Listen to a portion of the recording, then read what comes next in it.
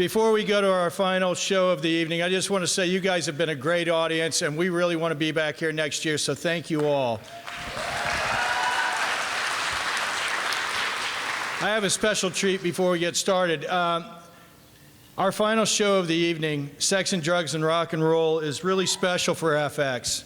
It's special because it marks the return of one of the greatest actors, writers, comedians, producers that we've ever had in our network since we started doing original programming almost 15 years ago. He was responsible for 7 seasons of Rescue Me, which will go down as good as any show in this modern golden age of television. It won Peabody's, AFI Awards, Emmy Awards. He was nominated for Emmys for writing, also Golden Globes for acting. He's truly one of the most talented people working in this business. And when he decided that he wanted to come back to FX, John Landgraf said, anything you want to do. And we're really happy that he chose to do a half-hour comedy with something that he is really familiar with, rock and roll. I won't comment on the sex and drugs, but the rock and roll I know he's familiar with because he is the lead singer and songwriter for his own band, The Enablers. And this is really a remarkable show because every single song that's written in this is original, is written by him. He's also written every single episode of this show. We are so thrilled the series premieres on July 16th. And here to introduce tonight's episode, which is a world premiere, and you guys are the first to see it, please welcome our friend Denis Leary.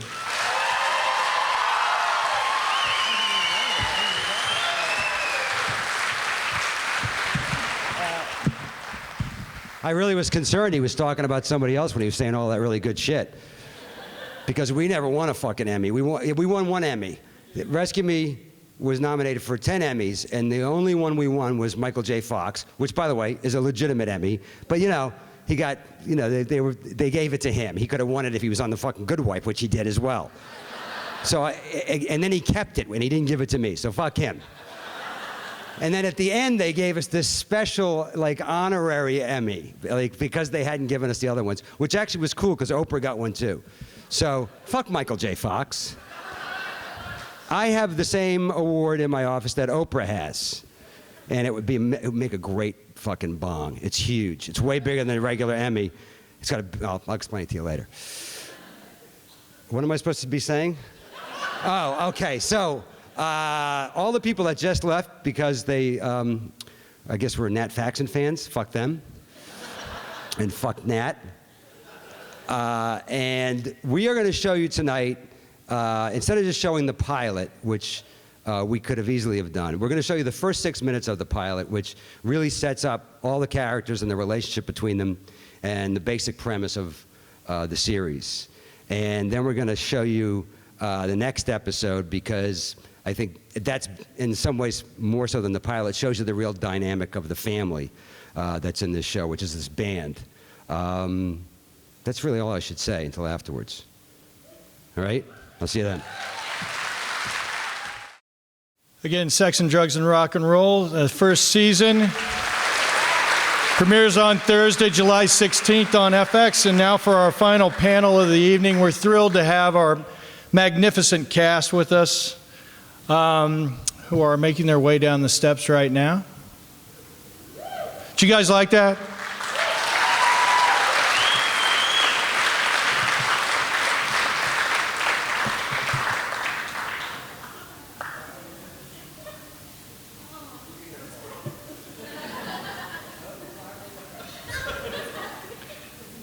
It's my pleasure to introduce our cast. I want to start. He plays Rehab. Please welcome Mr. John Ailes.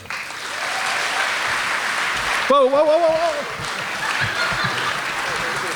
whoa. There you go. She plays Ava. Please welcome Elaine Hendrix.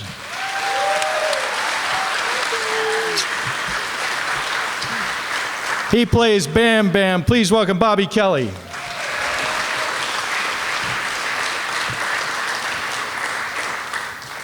She is the magnificent Gigi. Please welcome Liz Gillies. And he is the creator, writer, star, playing Johnny Rock. Please welcome back Denis Leary. And we're pleased to have a wonderful moderator tonight. He is the esteemed journalist. He covers the TV business and also is a feature writer for USA Today. Please welcome Gary Levin.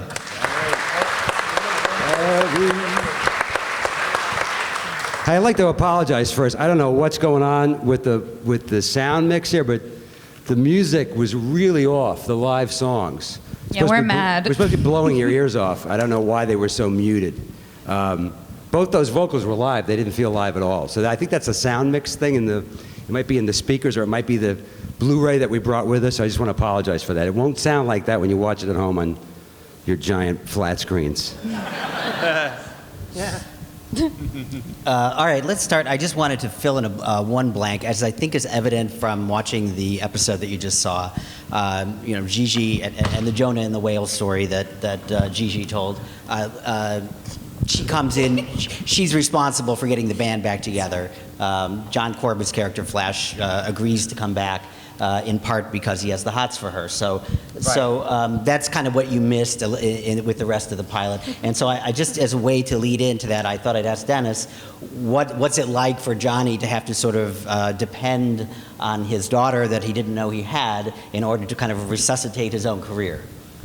Well, hopefully, if the show works, that'll be a great comedy. And drama dynamic is having to root for your daughter to be famous so that you can make a living, but at the same time being kind of insanely jealous of the fact that she might be famous one day and you won't. Because clearly, based on what you saw, if this is going to work, she's going to be in the spotlight and he's going to be off to the side of the stage at the best. So I thought that was a very interesting father-daughter dynamic to play out. And as many people in this room know, you played a substance abusing cop in The Job, which was a great but unfortunately short-lived show on ABC, and a substance abusing firefighter on Rescue Me on FX for 7 seasons. So here you are. I kind of wondered, where does Johnny fit on the kind of the Denis Leary scale of dysfunctional anti-heroes? Well, the one thing that Tommy had going for him and Mike McNeil had going for him, they are at some level involved in actually helping people, like saving their lives, right? One guy's a firefighter, actually physically saves lives. The other guy's a cop who, is supposed to be investigating murders and therefore helping people. This guy is only out to fucking get high and help himself. So that's the first dividing line. Clearly, I'm not fucking Tom Hanks or who's another like clean-cut guy. I just don't. That's not my thing. It's not my thing. Well, we like you that way. Huh? We like you that way. Yeah, it's not my. I just saw the 25th anniversary cut of Goodfellas. And I hadn't seen that movie in a long time, and it's just the good guy in that is Ray Liotta, who's totally fucked up, and that's like.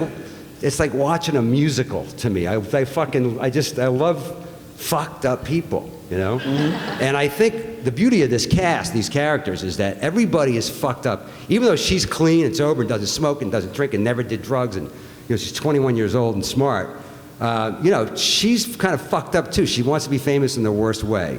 Everybody in the band has their own version of being fucked up. So I'm attracted to just fucked up people, I guess.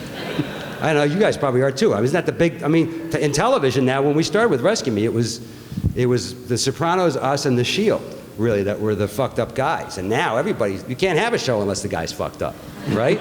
Is there a show on TV where there's not a fucked up guy now? Yeah. Or a woman, right? Everybody's fucked up. So I started a trend. Well, Tony Soprano started a trend. So you've done some composing and performing, you're in a band, but I think most of your comedy fans don't really see you as a music guy, at least from your television work and your movie work, right? So how long have you kind of been harboring this idea of playing a washed up or never was kind of rock star, and why do this now? Well, the only time I sing is I have to sing the asshole song. I do 2 charity concerts every year. I do one up in Boston for the Cam Neely Foundation at Boston Garden, which is me hosting and about 7 or 8 other comedians. Every famous comedian you know has done it at some point or another. But I have to sing the asshole song at the end or they get really fucking upset. So, and then I sing it, we do a concert from Michael J. Fox. Actually, Joan Jett does it every year too. And I have to sing the asshole song at that as well. So clearly, I tell my kids all the time, that song paid for your college education and a lot of other shit. So that's my experience as a professional singer since I did a musical in college. But I'm surrounded by these friends of mine who became professional rock musicians, guys I went to college with. And a lot of them were in very famous bands. A lot of the bands they were in broke up, but they've made a living as famous rock guys. And I just thought that was the most famous guys I know from Boston, the Cars and Aerosmith. Both those bands were afflicted by the same problem that afflicted the Rolling Stones and Oasis and everybody else. It's the lead singer versus the fucking guitar player. It doesn't matter if they're brothers or not. They fucking hate each other, but they love each other. The rest of the band's like the kids, they can't exist without the parents. The parents are the lead singer. Like, you're not gonna see the Stones without Mick and Keith. Imagine that announcement. It's never gonna happen, right? So I just thought, what if somebody wasn't famous and still had that fucked up relationship? That would be really fun to investigate and play around with, They just happen to have not made it, so. Did you model him after anybody, any real rock star or anything? I mean, you rock doing that kind of David Bowie, Ziggy Stardust thing with the hair. Yeah, clearly Johnny, as did I. I love fucking Bowie. So I put my love of Bowie, Johnny sees himself, I think he says it in one of the episodes, he's like, I'm what happens when Joe Strummer meets David Bowie, which is so fucking untrue, except for the haircut, you know what I mean? He's got Bowie's haircut from like 77, and that's about it. He doesn't have any of the talent. So I know some guys in New York who are professional musicians and have been. They made a living their whole lives. You wouldn't know who they are. And a lot of the guys, when they get to a certain age, I think it's around 42, they pick a look. Right? And that's the fucking look. Right now, when I started to think about that, I ran into this buddy of mine in the street and I was like, this guy's had the same look for like the last 5 fucking years. And I said something to him and he said, my daughter told me to pick a look and that it couldn't involve skinny jeans.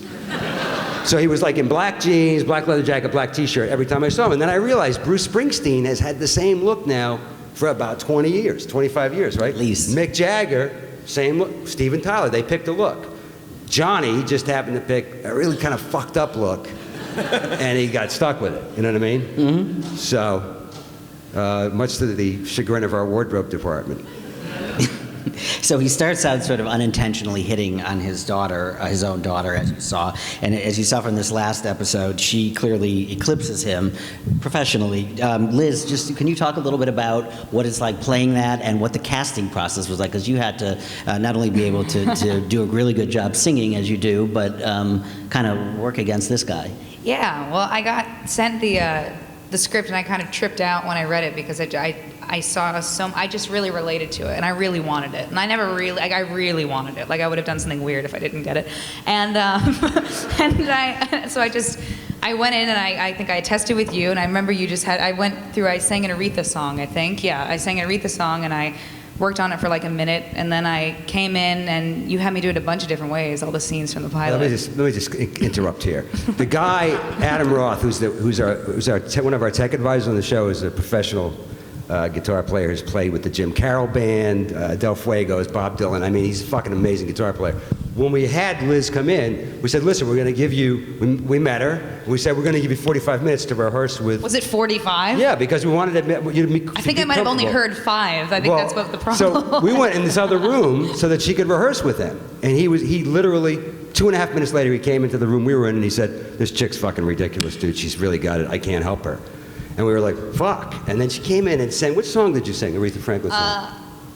I ain't never I was about to sing it because I don't know. I never loved a man the way I loved you. Okay. It was on your approved song list, so I chose it. We gave a song list out, like, just to have choices, and some of them were really easy. The fucking Aretha Franklin song was the hardest song. She comes in, sings it fucking perfect. I actually messed up the lyrics. Is what actually happened. Just 4 notes into the song, we were all like, holy fucking shit. Then we just had to see if she could do comedy and improvise. So we did something scripted, we screen tested with something scripted, and then I just kind of improvised with her, and she shot it right back at me. And then at that point, we're just hoping that somebody doesn't grab her before we call our agents and say we need No this one was girl. coming to grab me. Thank God. I was wide open. Thank God. Was it a difficult casting process? Did you look at a lot of people, or? No, because Did you look at like 3 people? And I was beat three- like 3 people. it was 3 Oh, was people. it 3? It was 3 girls because she had to be able to sing live, because I wanted to be able to do live vocals, especially in the concert sequences.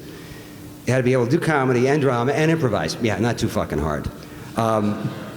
And there were 2, I can't even remember the I know 2 who other- they are, but I'm not going to say that. Okay, I can't remember their names now. I blacked them out. But my producing partner, Jim Serpico, you know Jim. He worked on Rescue Me and The Job. He has 3 teenage boys. I think they're 9, 11, and 13. And he came in and said, my boy said, we have to get this chick from Nickelodeon who they're totally in love with. And I was like, we're gonna fucking cast like some fucking chick from and then I saw the videotape of her singing and acting on the show, and I was like, well, we gotta bring her in. Your boys are right. So actually, you should pay a percentage to Serpico's 3 boys. What do you want me to do? If the show's a hit, we'll work it out if the show's a hit.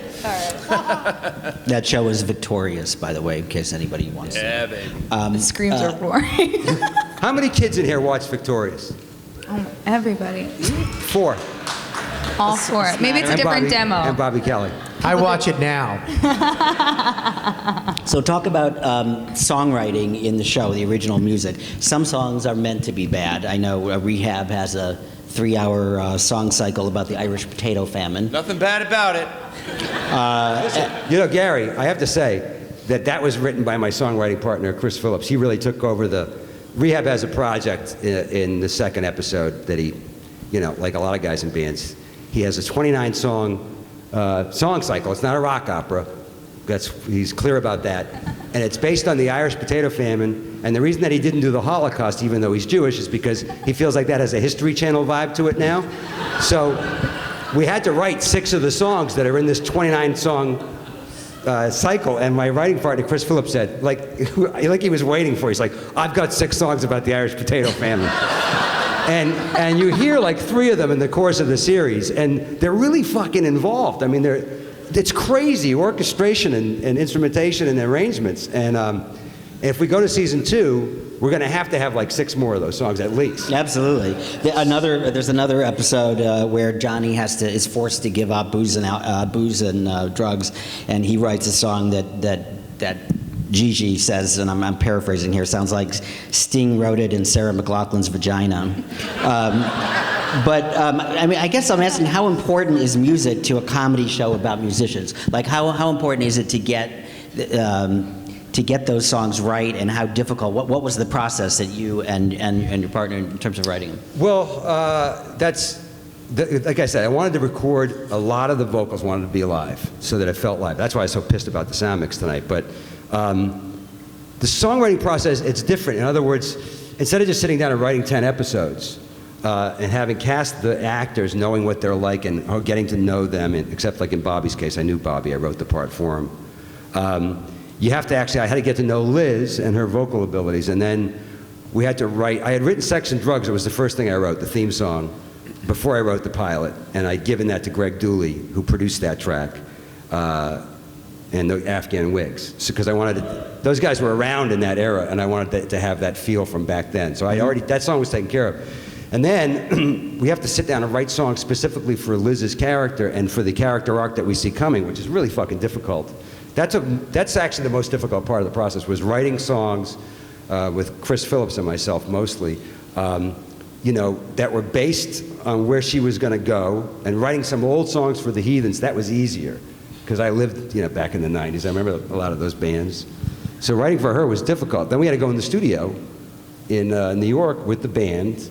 We had the Wigs for some of the sessions, and then we had my band, which is real guys. We spent, a good 3 weeks, like just getting to know the band, playing with the tracks, and then finally get everything recorded, and then go to the set. And when we shoot the concert stuff, or the scene like, the scenes in the rehearsal space where we're playing live, we have to get that vocal live. She's great at it. She gets like her first, second take. For me, I'm fucking flat the first one. I'm a screamer. I'm not like gifted. So some of the stuff you'll see me sing live in the course of this show may not fucking be exactly, the right note, but you'll get a feeling. Gets there eventually. Yeah, but she's great. I just think it's an important thing that that the music be good, that she sounds great, and that there be other moments in rock and roll like there really is in real life, where there's some pretentious bullshit. Some of rock and roll, I'm a huge rock and roll fan, but there's some pretty pretentious bullshit out there.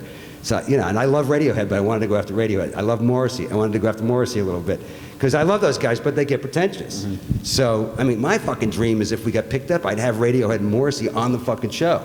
Of course, they'd have to hate me and love these guys. Right. That's the best way. That's right. But I'd love Tom York to punch Johnny in the face. It was so awesome, What was their reaction? You make fun of a lot of people. You had Dave Grohl and Joan Jett on the show, but you made fun of Katy Perry, Radiohead, Pat Benatar, or at least her husband.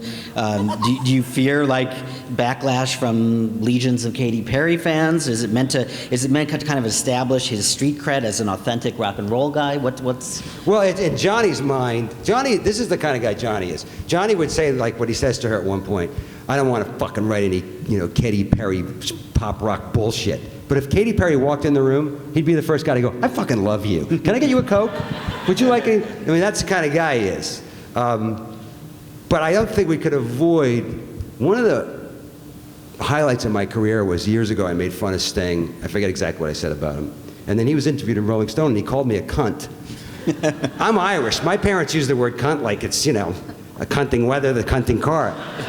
So my mother called me up and said, Sting called you a cunt in Rolling Stone. My mother's Irish, and she was so proud of it. She was like, Sting knows who you are. And I was like, that's kind of I'm proud that he called me a cunt. So I'd love to have him call me a cunt on the show. Okay. That's my goal. It's your way to lure them in as guest stars. Yeah. Okay. How would you like to call me cunt live on TV, Sting? This is the phone call I dream of having with him. I'm not sure about FX's standards and practices, though. Yeah. We'll see about that. I think some people, people like Johnny, you get on your high horse about in show business. It's the same thing. I know guys I grew up with, a couple of guys that became famous athletes. Where I grew up, in order to make it, really, sports was the only way out of the neighborhood. So I knew guys that became Major League Baseball players and a couple of guys that became professional hockey players in the National Hockey League. But in their wake were a slew of guys that said, that should have been me, could have been me, would have been me. Whenever you look at somebody famous, I remember being with John Cleese once, who's one of my heroes, and he said the most interesting thing about fame, he said it's really hard to hang around with your friends that you were coming up with in the acting business he was talking about, because if you make it and they don't, when you hang around with them, all they see in your success is their own failure. And rather than look in the mirror and say, maybe it was me, they point the finger at you. So that bitterness and that anger, I've seen a lot of it in rock and roll because I know a lot of guys that didn't make it. I've seen a lot of it in acting. I've seen a ton of it in comedy. And that is way more interesting to me than a guy that is just, well, I didn't make it and, I didn't deserve to. There's no fun in that, There's something really fun in the course of this show. My character's always talking about Dave Grohl and Greg Dooley stole his vibe. But the truth is, if Dave Grohl, walked in the room, he'd be all over Dave Grohl just because, he knows that that's part of the fame ladder, Right. So. John and Bobby, do you guys play instruments? How professional are you at that? Are you vamping? I've never played an instrument in my life. And then I got a call from Jim Serpico, and he said that, he didn't tell me I got the part. I didn't know he wrote it for me. I thought I had to earn it, so I fucking started playing pillows. And I just started taking drum lessons, and I had to learn how to play the drums. It was the fucking hardest thing I've ever done in my life. And then I went in, and then he didn't even, you didn't even know I didn't know how to play the drums, right? No, I didn't. You just assumed I was gonna fucking learn? That's a crazy assumption. Isn't it? Hey, that's yeah, I'm gonna be a jet pilot. Yeah, hire Bobby, he'll learn. It's fucking nuts. Really nuts, and I did it, which is even fucking crazy. Listen, I'm telling you something. At the end of the season, there's a song called Complicated that Liz sings that we do, you know, she's a live vocal. I didn't need him to play the drums live. He fucking played the drums for the entire take. I mean, he could really play the drums at the end. So see, I helped you. How did it come back to you? You see how he is? You see how he is? This is real shit.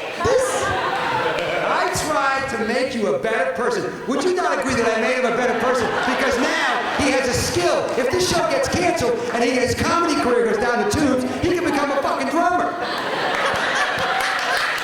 Ah, son of a bitches, you turned on me.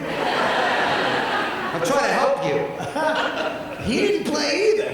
You had to learn to play the Are you bass. kidding? An opportunity that comes along like this, where a series about a bass player comes along. You tell the guys you know how to play the bass. Scared the shit out of me. He hired. I didn't go out to New York to meet them. I was in LA and they were casting it in New York. I played guitar for 6 years as a kid. When I started to learn theory, it blew my brains out because I didn't understand math that well, so I quit. But I told them I knew how to play the bass, and I kind of, in my excitement, told them I played it okay. And then Dennis wrote to me when I finally got cast. He's like, "Motherfucker, I can't wait till you come out here. What kind of bass do you play? I have my tech choosing it for you now." And I'm like, "There are kinds of basses?"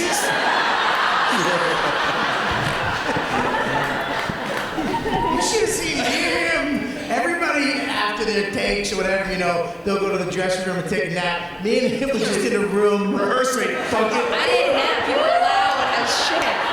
just trying to learn the song so we didn't fuck it up. Yeah, there's a bit of a learning curve there. Yes. Okay. We're still studying. We both are taking lessons. We're still taking lessons. We can play now. I can play. I played live. I played live. AC, fucking, I played Elaine live. sings live. I played Jay sings live. With ACDC?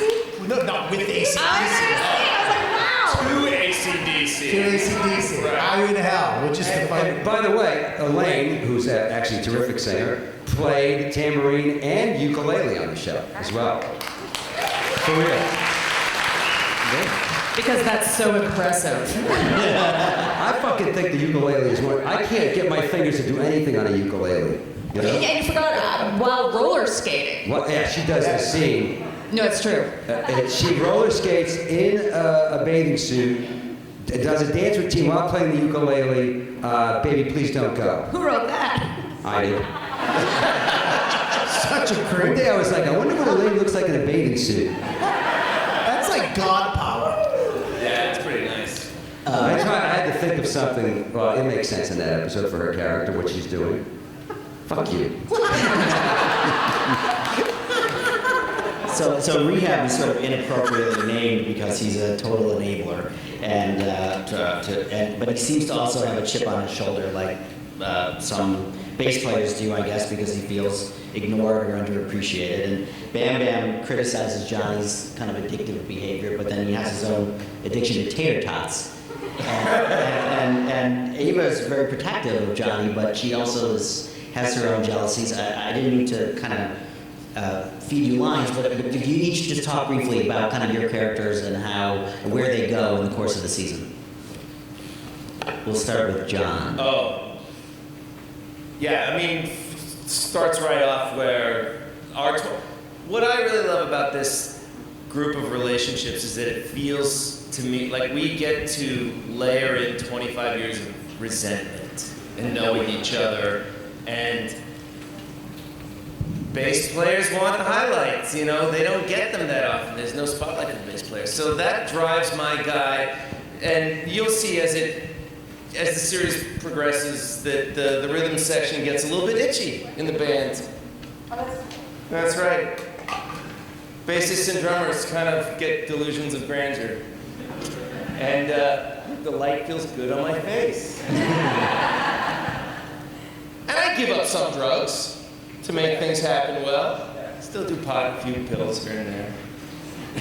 Thank you very much. That was really good. Thank you. That was like really good. Thank you. What about you? Okay, so Ava, just the court. I'm not exactly sure what the question was, but Ava, where's it go? Well, I don't know. Ava and Johnny have been together for like 25 years. We've done everything a couple possibly can together. We've had 3-ways, 4-ways, orgies, so swung, drugs, all of this, and yet at the core of our relationship, we really love each other. And Ava does everything she possibly can to protect Johnny from Johnny. But when it's all said and done, if he's going off the cliff, she's going off the cliff with him because she is just devoted to him. And her loyalty doesn't waver. It really doesn't. She'll kind of bend here and there to sort of see the bigger picture, but really, especially for Johnny, she's kind of, I don't know, maybe puppeteering a little behind the scenes, making sure he doesn't go too off the rails. So that's what I would say. Oh, that was well said too. Shit. Bobby's turn. Well, What's your character do, Bobby? I think, it's weird for Bam Bam for me. It's weird. It's kind of my life.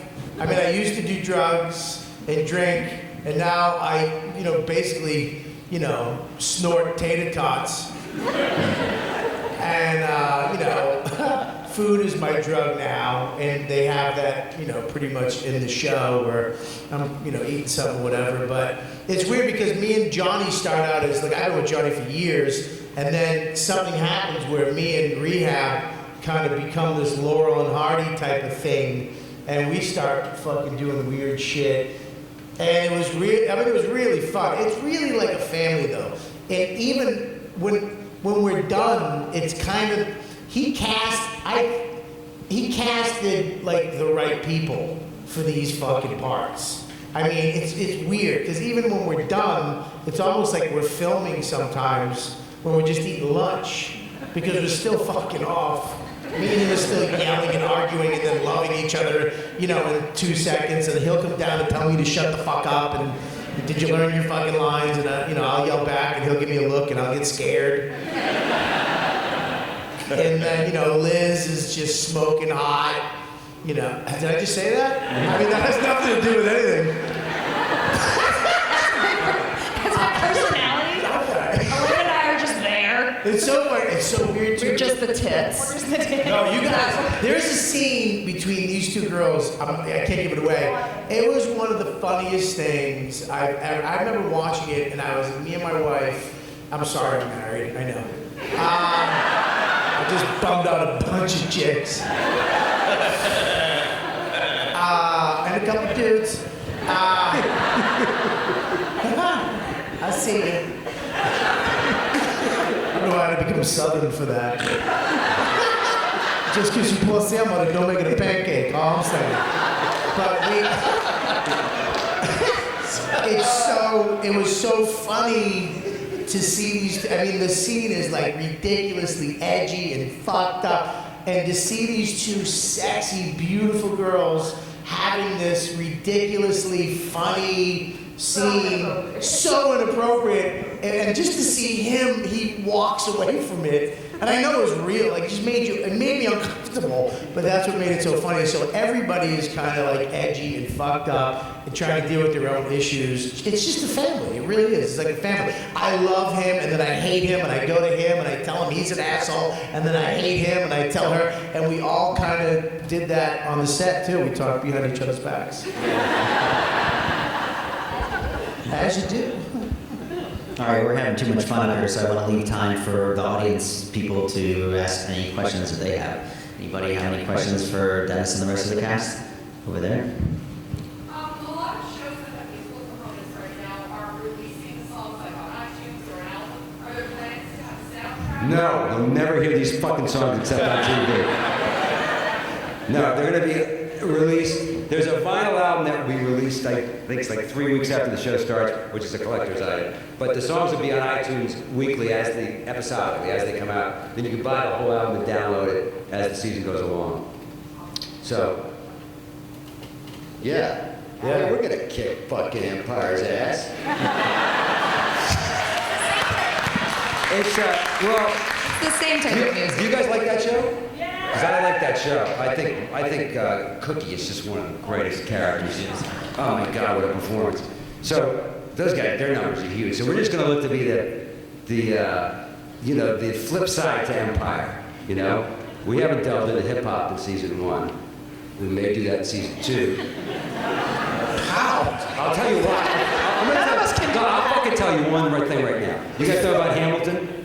Okay, one of the big musical right now. Okay, it's going to go to Broadway. It's off Broadway. You guys seen it? Anybody seen it? Oh, it's a really exclusive It's a one. hip hop musical about Alexander fucking Hamilton.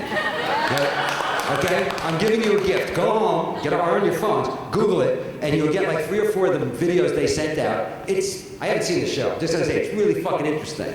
And it's gonna be a huge hit. It's gonna win a bunch of Tonys next year. If we get picked up, it just sounds like a rehab idea to me. That's right. Rhythm section. Take the Irish potato famine and tell it through hip hop. Right? I like that. Yeah, hip hop. With It's a gonna guy be hip hop. With a guy who looks like Frank Zappa? I forgot what the question was. Anybody else? Just one question. All right, good night, folks. Thank you so much. One fucking question? Yeah, here we go. Over there in the red shirt. It sounds like this whole thing is coming together really well from the idea that you work from your head, you got the facts and everything. What didn't go well? Oh, Corbin. A lot of my live singing performances, I would get through and take it. I'd be like, that was fucking in my head. I'm like, that is so fucking awesome. And Serpico, usually Serpico, sometimes Corbin, or one of the music techs would go like, dude, you're totally fucking flat the whole fucking way through. The fuck is with your pitch? Do it again. I'm like, shit. Because I'm just not disciplined enough. So that always went fucking wrong. Other than that, I gotta tell you, it's very important to me. I think one of the things I like most about actors, being one myself, is that I think if you get the right group, and if you really make sure that they can improvise comedically and dramatically, right? If you make sure they have the tools, like if you need 5 tools, make sure they have, a 5-tool toolbox, and you get them in front of the cameras. I don't understand why you wouldn't throw away stuff that was on the page if the actors can make it better. And the other thing is that makes TV and film so much like theater. Every great director I've ever worked with puts out 2 or 3 cameras at a time so that everybody that's in the scene, if it's Liz and I having a discussion, comedic or dramatic, both cameras are up, we're both on camera, the entire scene, I got a 3rd camera going, get a 2-shot. It's live. So if we're gonna fucking improvise, it's, in the editing room, that shit is just fantastic. So I try to do a lot of that.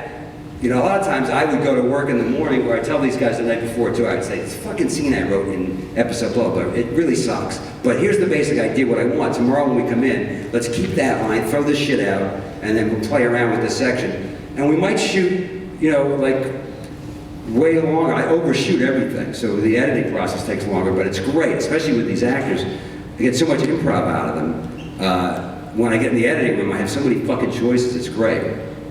So I think a lot of the stuff that goes wrong is my original writing doesn't hit as good as we could get, but I get these guys to help me out with it, So I think that's a mistake a lot of great directors make. It's like they fucking want the actors to hit that mark, say the line. I love David Mamet, but I did a Mamet movie called Lake Club, which is one of his first plays. I never saw the movie, but my first fucking day, man, I went into my first scene and I took a pause. They called cut. They came over and said, you took a pause. And I said, yeah, my character's just taking a pause. And he's like, there's no hyphen. There's no comma. Mamet wants. And like, I totally get it. That's his call, but I like to let everybody, hire the horses, let them run, These guys are fucking great, I tell you. Did you just call me a horse? Every fucking thing is like a personal thing with you. This is why I hired you, because this is our relationship in real life. Yeah. I've known it for a long time, and this is why I knew I wanted to have Bam Bam is supposed to be my best friend, but he's always fucking arguing with me, which is why we're not really best friends, but we are. You know what I mean? And it's like me and Bobby in real life. Any fucking thing. I like the horse. No, you didn't. I can tell by the way you said it. Dude, fucking horse. Dude, I got a room full of fucking witnesses. They don't like you because you're more famous. right? Well, if that's how I win. All right, we have time for one more question. Who's got one? In the blue. Yeah. You're from Boston. I'm just curious why you said it in New York instead of Boston. Because I actually went to music school in Boston, and they've got a great music scene there. Yeah, where'd you I go? went to Berkeley College of Music. Yeah. Well, I was a sax player at the time. But, Oh, really? yeah, but there's a really good rock tradition, especially with the people you. Yeah, I mean that's where I'm from. I spent most of my formative music years at the Rat, this old punk rock club down in Kenmore Square. But the truth is, New York is easier for me to shoot, in terms of the actors and my crew. Because if I go to Boston, I have so many people in my crew that are really important to me. Not just my DP and a lot of the technical guys. I have to bring them all up there. But the other truth is, and they know this because I've said it a million times. I shot a couple of movies in Boston, and my family is fucking huge. And so are my friends and my cousins and my fourth cousin and this fucking guy. So when I shoot in Boston, they're like, why can't I be in the Irish step dancing fucking scene? Well, why does he get to say a fucking line? I heard he was in the scene with blah, blah, blah. Why did he get to talk to Liz? So I can't, it's a fucking nightmare, you know? I did a movie called Monument Ave. There's this big Irish step dancing scene, and it was like 300 of my fucking family and friends. And in the hallway between takes, Ted Demme, the director, was like, I got two of your cousins fighting in the hallway. One said the other one walked in front of his close-up when they walked by the camera. They're fucking extras. You know, I go out in the hallway because in action, I gotta walk in, they'd be like, why is he fucking going by the thing? I'm like, I don't fucking know. I'm in character. So every time I go to Boston, it's a fucking nightmare. And if I went there for music, all my music friends would be like, dude, why is fucking Bobby Kelly, a fucking comedian, fucking playing a bass player? Drummer, what about me? I'd be like, dude, you fucking can't act. I can fucking act. Well, I can't fucking act like a drummer, I'm a fucking drummer. That's that whole mentality. I even had a fucking guy in New York who I know, who's a great guy. I saw him on the street while we were shooting. He's a terrific guitar player. He's a fucking horrible actor. He was in something years ago. But he said to me, like, dude, who's playing the fucking guitar player? I was like, John Corbett. Like, who the fuck wouldn't hire? John Corbett's a giant fucking plus to have in your show, right? And he was like what? Like, you should be John Corbett? One of the ugliest fucking guys on the Lower East Side of New York, this fucking guy. Yeah, okay, I'll hire you. People go to FX to see that fucking mug. So that's why I try not to shoot in Boston.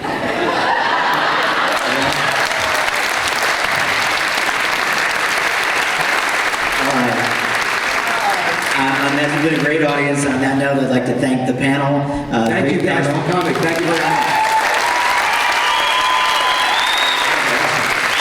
Have a good night, everybody.